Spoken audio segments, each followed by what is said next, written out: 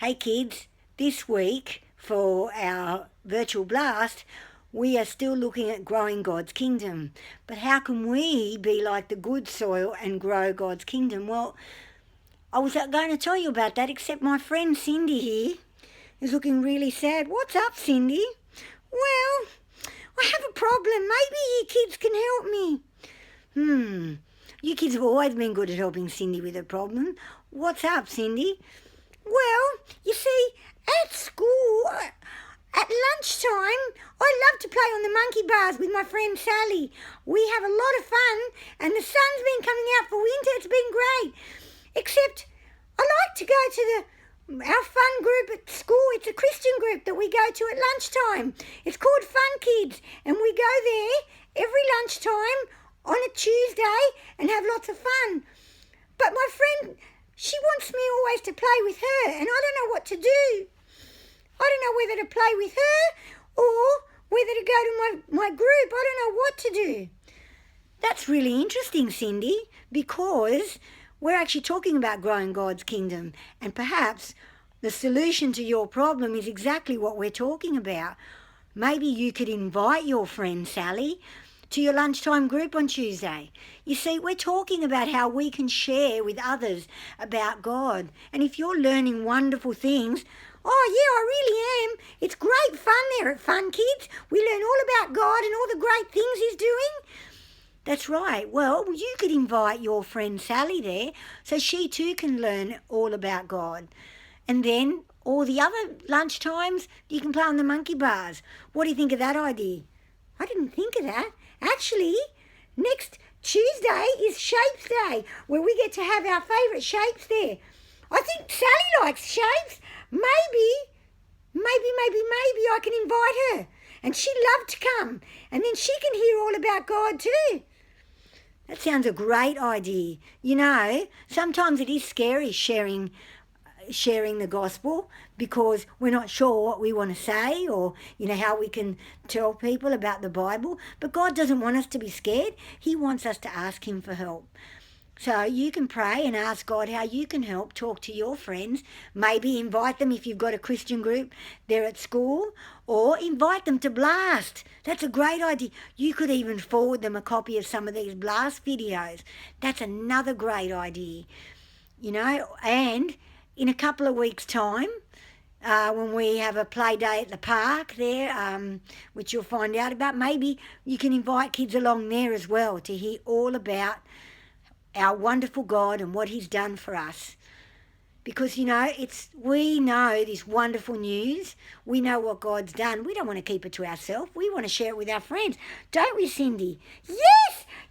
I'm going to go and tell my friend Sally all about my group at lunchtime, and we can go to Fun Kids together, and maybe I can even invite her to church. That's fantastic. Oh, now I feel much better. Thanks, kids. I want to go and do the Blast craft activity next. Yep, that's right. I'm going to have a Blast challenge for you, and I hope that you enjoy it.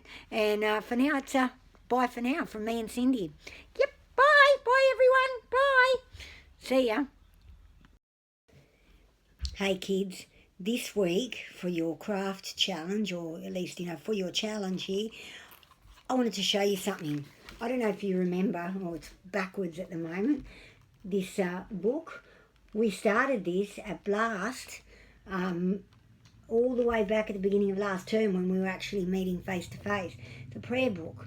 And inside we were writing out some of the prayers each week so that then we can see how God answers prayers. Now, we're talking this week about sharing the gospel with others, telling others about God so we can grow His kingdom, just like growing the good soil. And I thought for your craft this week, or your challenge this week, you can make your own little prayer book. Now, you can make it out of, there's so many ways. Again, the possibilities are endless. Again, it's up to you. You could probably do a better job than I could.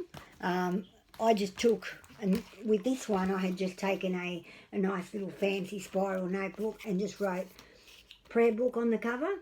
But if you don't have a fancy book like that, there's all kinds of things. You might have a little notebook, like that that you'd bought for something that you might want to use, or even an old diary works well. If you've chucked out, instead of chucking out last year or the year before diary, it doesn't matter if you haven't written much in it, you can use those pages. I've got lots of fancy little notebooks lying around. Have a look around, ask Mum if she's got any old notebooks. Even if she's only used a few pages, you can, if she doesn't need those, tear them out and use the rest of it. Old school books work well too. If you've got any old exercise books from school left over that, might have quite a few pages, you can do that.